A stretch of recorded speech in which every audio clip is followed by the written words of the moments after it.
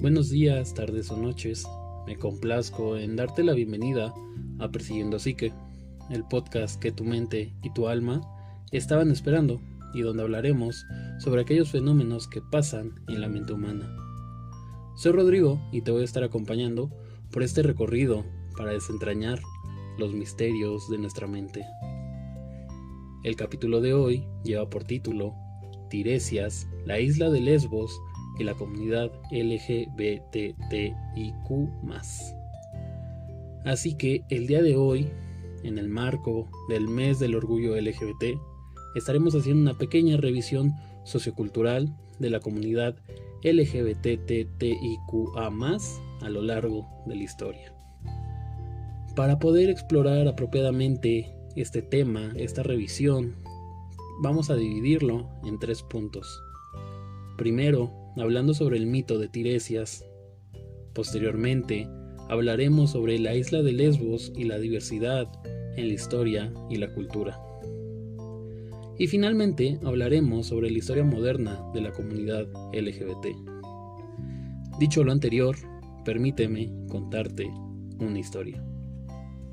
A lo largo de la antigua Grecia, tenemos muchos mitos que hablan sobre la diversidad sexual.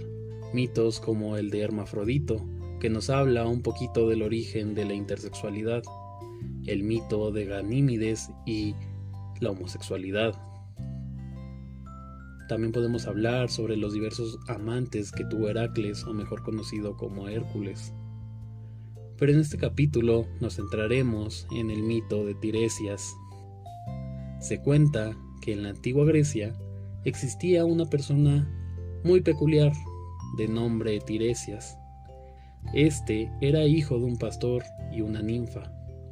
De igual forma, se tiene conocimiento que Tiresias fue padre de Manto y Dafne.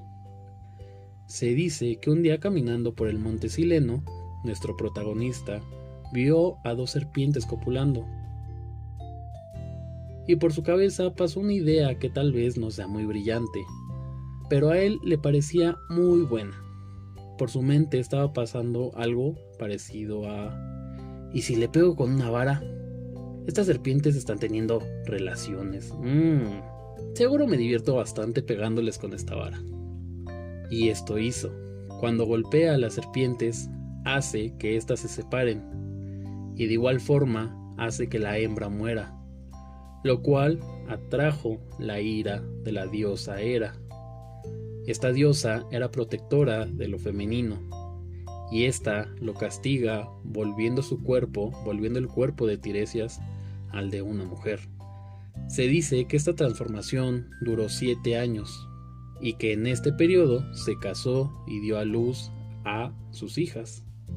Otros mitos hablan que a lo largo de estos 7 años Tiresias se volvió una prostituta, pero repito, dependiendo de a quién revisen, va a ser lo que el mito nos esté contando. Pasados estos 7 años, Tiresias volvió a encontrar a 2 víboras. Estas otra vez estaban copulando. Y adivinen qué hizo nuestro buen amigo llamado Tiresias. Efectivamente, volvió a golpearlas, pero esta vez, por accidente, en vez de matar a la hembra, mata a la víbora macho. Y esto hizo que su cuerpo volviera a ser aquel que normalmente asignamos al de un hombre. Aunque los mitos hablan de dioses y de héroes, estos realmente hablan de nosotros como humanidad. Hablan de lo que ser un humano significa y de lo que nos rodea. Son en sí un instrumento de explicar aquello que no se lograba entender, siendo así el mito de Tiresias una aproximación hacia lo que ser transexual significa. Cómo se entendía el tomar estos roles, estas actividades y comportamientos que típicamente estaban relacionados con el género opuesto al que se asigna al nacer.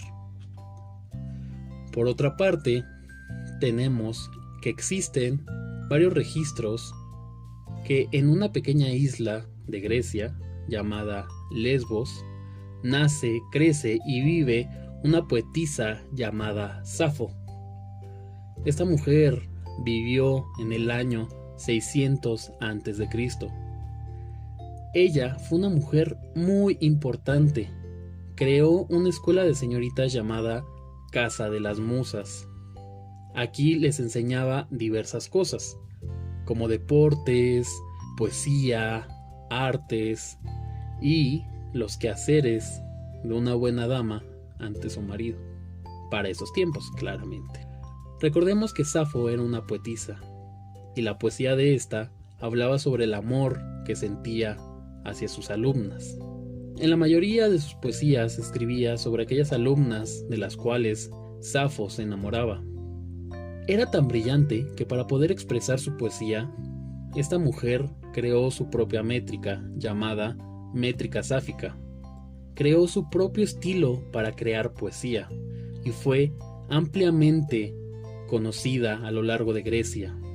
Durante su época fue considerada una de los 9 grandes líricos de la antigüedad, pero lamentablemente solo el 10% de sus escritos se conservan hoy en día. Fue tan importante que se acuñaron monedas con su rostro en honor a Safo, y en Atenas, una de las más grandes ciudades de Grecia, fue erigida una estatua hecha de bronce. Posteriormente, Platón la clasificó como la 10ª musa, y gracias a la poesía de esta poetisa, donde nos relata el amor por sus estudiantes, aquella mujer que fue considerada una de los más grandes poetas de la época, en honor a esta mujer y en honor a la isla que la vio nacer y le ayudó a crecer, el término lesbiana fue creado, el término de lésbico fue creado, y describe al amor que pueden sentir una mujer por otra. Ejemplos de la diversidad sexual tenemos a lo largo de la historia. Claramente, por ejemplo, tenemos a Safo. Y aunque haya personas que digan, en mis tiempos eso no pasaba, la historia tiene constancia de todo lo contrario, y que lejos de no pasar, la diversidad sexual es algo que nos ha acompañado desde antes que el humano fuera humano. Hagamos un pequeño recorrido histórico-cultural sobre la diversidad sexual, ya que existen evidencias que, por ejemplo, en la prehistoria ya existían personas homosexuales. Otro ejemplo está en Babilonia. En el año 4000 a.C. se realizó un relato del héroe Gilgamesh, y en este relato se describían la relación homoerótica que sostenía Gilgamesh con su compañero de aventuras. En Egipto, por otra parte, existe una tumba construida alrededor del año 2300 a.C., donde las pinturas que adornan los interiores de esta tumba se demuestra a 2 hombres llevando una vida marital. Y algo muy curioso es que en una de estas pinturas se demuestra a estos 2 hombres abrazándose, y esta postura, este signo que se ponía en la pared, solo se realizaba para adornar a las tumbas de matrimonios heterosexuales. En México tenemos a las mushes, consideradas en Oaxaca como el tercer género. En la India, desde la antigüedad, existen las hijras, otra expresión cultural que se considera el tercer género. Y a estas en la antigüedad se les consideraba como encarnaciones divinas, encarnaciones de los dioses que venían a la tierra para llenarnos de bendiciones. Por otra parte, en Alaska existe una expresión cultural llamada doble espíritu, y estas son personas que consideran que están tanto en contacto con lo femenino, con lo masculino, y que por ende hay 2 espíritus viviendo, cohabitando en armonía dentro de esta persona. Como podemos ver, la expresión en mis tiempos eso no pasaba, o la expresión esto es reciente y una moda, están muy equivocadas. La diversidad sexual, como les decía hace unos momentos, nos ha acompañado como humanidad desde siempre. Pero lamentablemente, gracias a que San Agustín, al realizar su interpretación de la Biblia, esta persona dice que la sodomía es un pecado y es un crimen imperdonable. Gracias a esto se empieza a estructurar el pensamiento homófobo del cristianismo. Y debido a que esta religión fue la más extendida a lo largo del mundo en la Edad Media, se fueron arrastrando estos pensamientos que hasta el día de hoy lamentablemente siguen afectando a muchas personas. Pero, ¿qué pasa con la diversidad en la modernidad? Pues bueno, gracias a la Revolución Francesa, la homosexualidad deja de ser un crimen, por lo menos en este país, y poco a poco se empieza a despenalizar en otras partes de Europa, hasta llegar a América. Lo negativo de esto es que pasó de ser un crimen a ser una enfermedad, y como tal, se debía curar y se debía tratar. Lamentablemente, estas terapias eran muy nocivas para la persona, ya que las principales que se usaban era el electroshock, electrocutar a la persona en el cráneo, o practicarle lobotomías, que básicamente era quitarle partes del cerebro, realizarles pequeñas intervenciones donde se les extraía partes del lóbulo del cerebro. Por otra parte, en Alemania se aprueba el artículo 175. Este artículo penalizaba la homosexualidad. Pero esto trajo algo muy positivo, gracias a que esto genera un movimiento y nace el primer movimiento en pro de los derechos y reivindicación de las personas homosexuales y transexuales. Pasamos hasta 1930, donde se realiza la primera operación de reasignación de sexo. Si mal no recuerdo, esto lo podemos ver en la película de La chica danesa. El 28 de julio de 1969, en América, en un club nocturno conocido por ser frecuentado por personas homosexuales y personas trans, llamado Stonewall, la policía intenta una pequeña redada, que para esos tiempos eran muy normales. Este día, en específico, pasa algo que no había pasado hasta el momento. Las personas que habían acudido a este club nocturno se resisten e inician los disturbios de Stonewall. Estos fueron los primeros pasos para la lucha en pro de los derechos de la comunidad LGBT. Para 1978 nace la famosa bandera arcoíris, creada por un activista de nombre Gilbert Baker. Una pequeña curiosidad de esta bandera es que originalmente tenía 2 colores más, aparte de los que tiene hoy en día. Pero, debido a que era muy complicado generar estos colores en la tela, decidieron eliminarlos.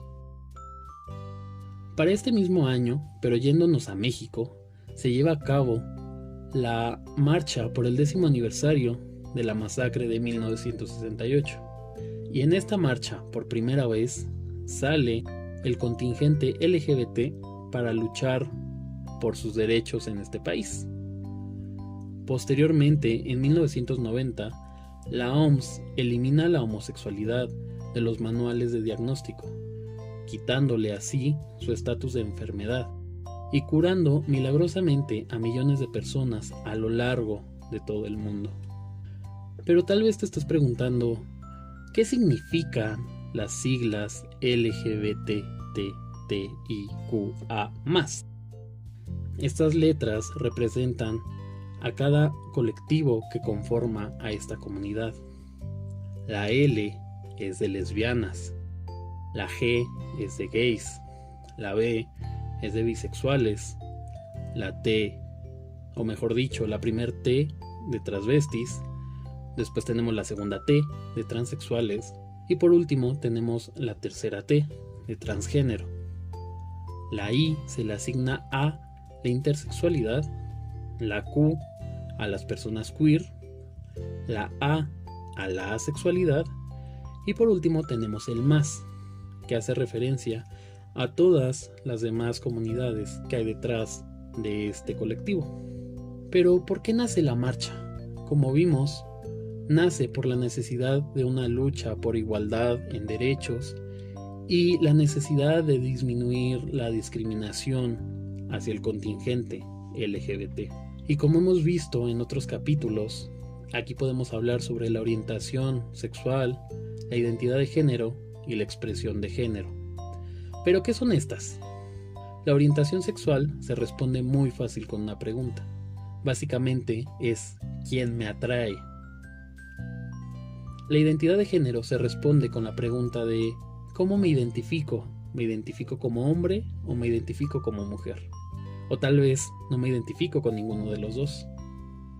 Y por último tenemos la expresión de género, que básicamente es cómo expreso que me identifico como hombre o como mujer. ¿Me expreso de forma masculina? ¿Me expreso en forma femenina?